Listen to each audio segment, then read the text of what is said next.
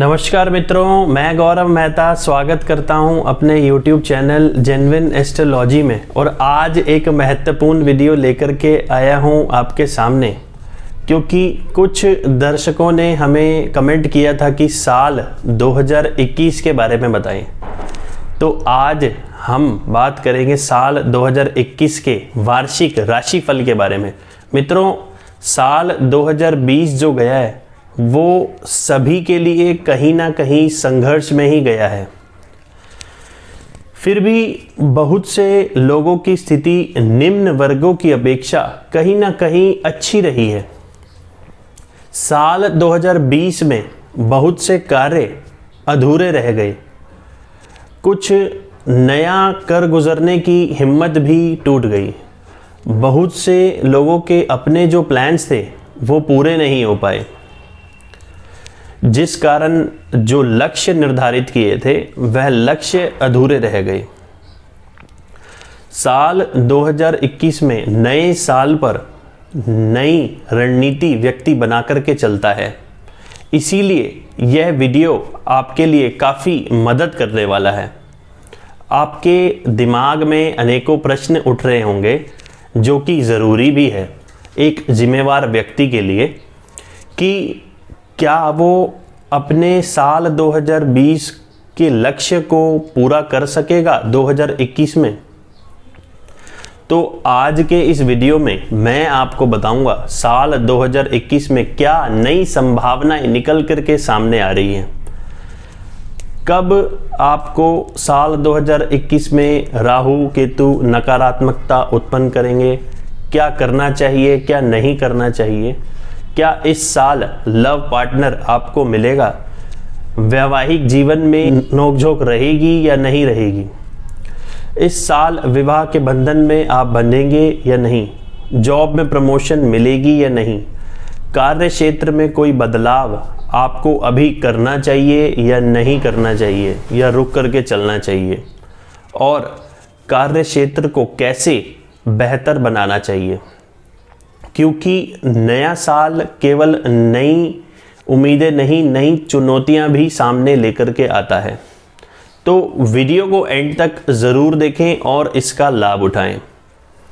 यहाँ पर एक सही और महत्वपूर्ण बात आपको ज़रूर बताना चाहूँगा। अक्सर कुछ लोग इस बात को ही ध्यान में रख कर के राशिफल देखते हैं। आप कहीं भी राशिफल देखें, टीवी, न्यूज़पेपर, यूट्यूब, ब्लॉग्स, कहीं भी जो राशिफल होता है वो सिर्फ वर्तमान के जो ग्रह गोचर करते हैं उनकी गणनाओं पर आधारित होता है, जो कि 50% ही कार्य करता है।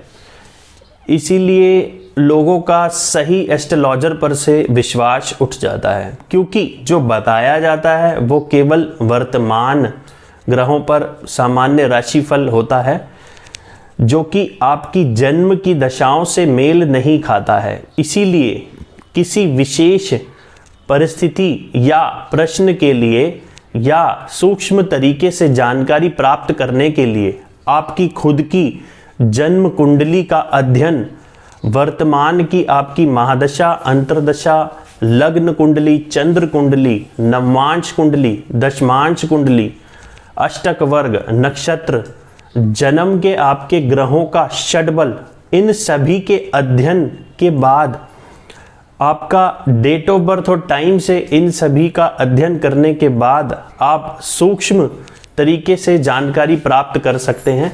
नीचे के दिए गए नंबरों पर आप कॉल करके अपनी अपॉइंटमेंट बुक कर सकते हैं और एक सही मार्गदर्शन आप प्राप्त कर सकते हैं। तो वीडियो की अब शुरुआत करते हैं। सभी ग्रहों की कौन कौन सी राशियां इस समय रहेगी, तो हम बात करते हैं राहु वृषभ में, केतु वृश्चिक राशि में रहेंगे साल भर के लिए। शनिदेव मकर राशि में ही रहेंगे साल भर, वर्ष अंत तक।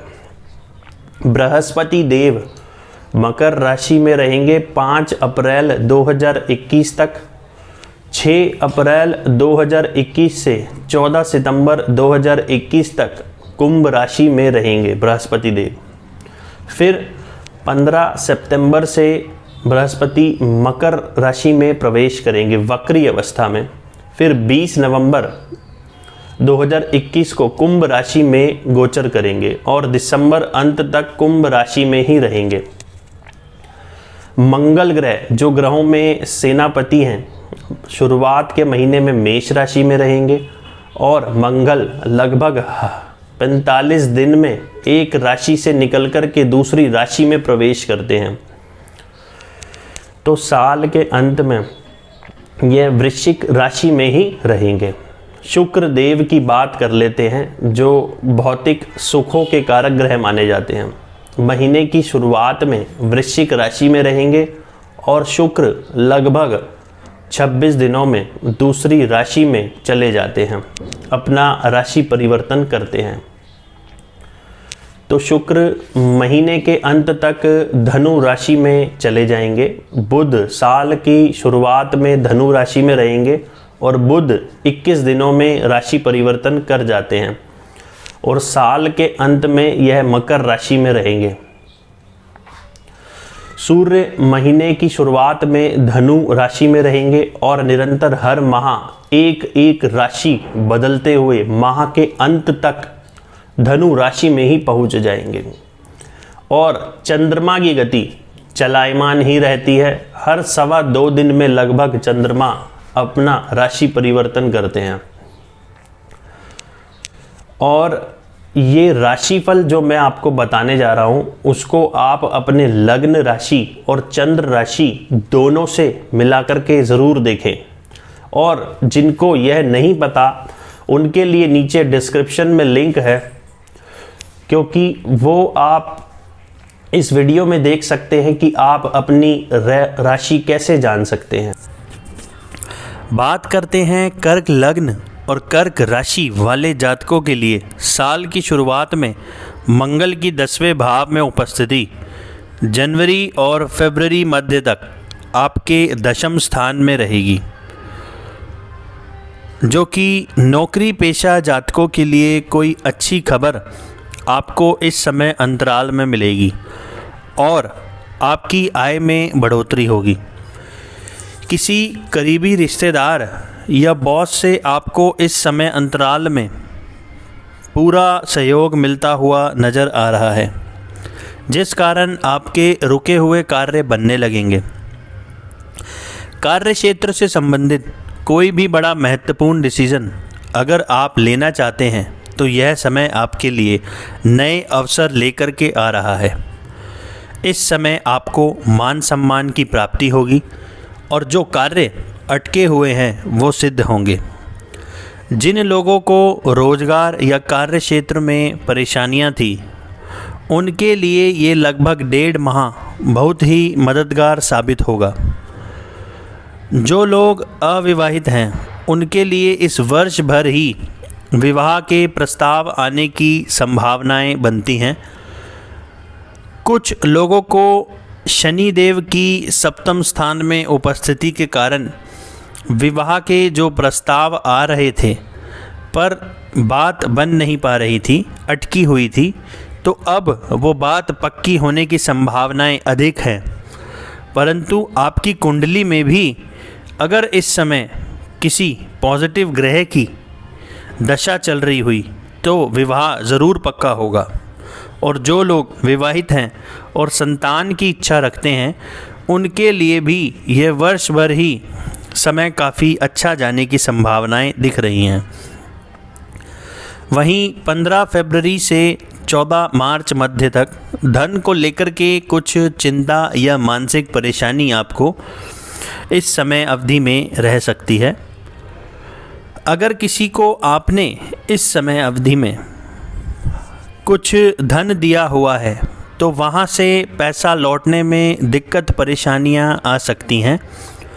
कोई सरकारी कार्य आपका इस अवधि में करते हैं तो उसमें भी परेशानियाँ उत्पन्न होने की संभावना है। किसी को भी धन देने से इस समय आपको बचना चाहिए। वहीं 15 मार्च से 25 अप्रैल के मध्य में कोई लंबी दूरी यात्रा होने का यहाँ पर संभावनाएं बनती हैं। कार्य क्षेत्र को लेकर के भी ये यात्रा आपकी हो सकती है। इस समय भागदौड़ आपकी बढ़ी रहेगी, शेड्यूल आपका काफ़ी बिजी रहेगा। पिता के साथ एक अच्छा समय व्यतीत होगा। जिनके पिता नहीं, उनको पिता समान लोगों से एक सही राय या सही ज्ञान इस समय प्राप्त होगा। वहीं जून, जुलाई और अगस्त माह में भी अविवाहित लोगों के लिए कोई अगर रिश्ते का प्रस्ताव आता है तो सिर्फ इस अवधि में परेशानियां होने की संभावनाएं अधिक रहेगी। तो इन महीनों में रिश्ता बिल्कुल भी ना करें, केवल इस समय अवधि में रुक कर के चलना चाहिए। दाम्पत्य जीवन में भी परेशानियां होने की संभावना इन महीनों में आ सकती है। वहीं इस समय कार्य क्षेत्र में आपको परिवर्तन करने से बच कर के चलना चाहिए। नौकरी और व्यवसाय में जो लोग कार्यरत हैं उनको भी इस समय अवधि में कोई परिवर्तन नहीं करना चाहिए, नहीं तो परेशानियां अधिक बढ़ सकती हैं। बात करते हैं अगस्त माह में धन की जो आपकी स्थिति है वो काफ़ी अच्छी रहेगी। रुका हुआ धन इस माह में मिलेगा। परिवार में अच्छा समय व्यतीत होगा। इस माह कार्य क्षेत्र द्वारा भी आपको लाभ मिलेगा। संतान द्वारा भी कुछ सहायता आपको इस समय मिल सकती है। बात करते हैं देवगुरु बृहस्पति जो आपके सप्तम स्थान में विराजमान हैं, जो कि छठे और 9वें हाउस के स्वामी बनते हैं। जिन लोगों का व्यवसाय पार्टनरशिप में है या ठेकेदारी में जो लोग हैं या जो अपना ही व्यवसाय कर रहे हैं, उनके लिए ये सितंबर माह व्यवसाय में कोई अच्छा मुनाफे की डील इस समय आपको मिलने की संभावनाएं बनती हैं। स्टूडेंट्स के लिए भी हायर स्टडीज़ के लिए अच्छा समय रहेगा। वहीं सप्तम स्थान में शनि देव की उपस्थिति भी एक अच्छा मैच्योर जीवन साथी इस वर्ष आपको मिल सकता है। जो लोग विवाहित हैं उनके लिए वैवाहिक जीवन खराब तो नहीं कहेंगे, पर यहाँ शनिदेव दाम्पत्य जीवन में नीरसता लेकर के आते हैं और दाम्पत्य जीवन का पूर्ण सुख यहाँ पर शनिदेव नहीं देते हैं।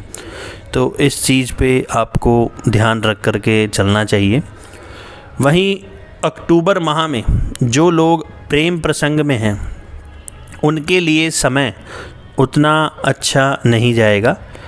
वैसे तो वर्ष भर ही कर्क वालों के प्रेमिका के लिए वर्ष उतना अच्छा नहीं है, पर ख़ास तौर पर अक्टूबर माह में संबंधों में कुछ विच्छेद होने की स्थिति उत्पन्न हो सकती है।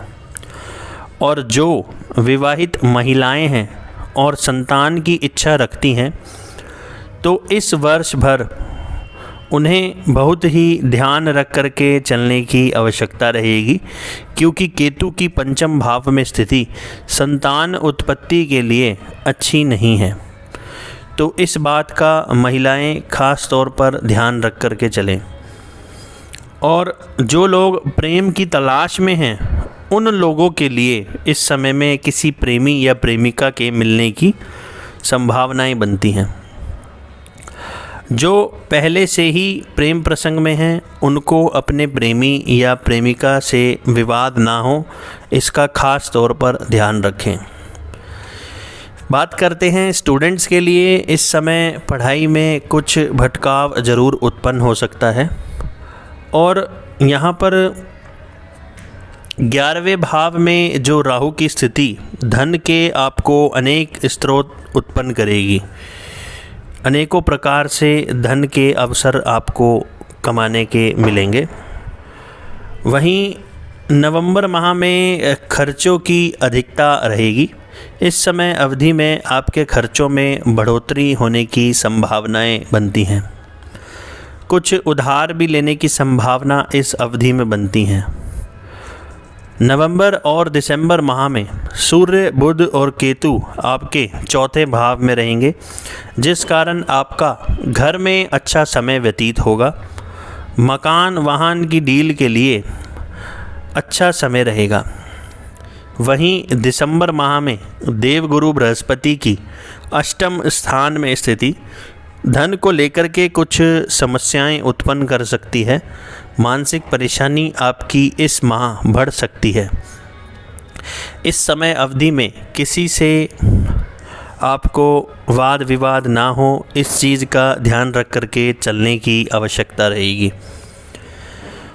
कुल मिलाकर इस वर्ष आपको अपनी मेहनत को दुगना कर देना चाहिए, क्योंकि राहु की 11वें भाव में जो भ्रमण है वो पैसा अधिक कमाने की ओर आपको प्रेरित करेगा और आय के नए नए स्रोत इस साल आपके बनेंगे।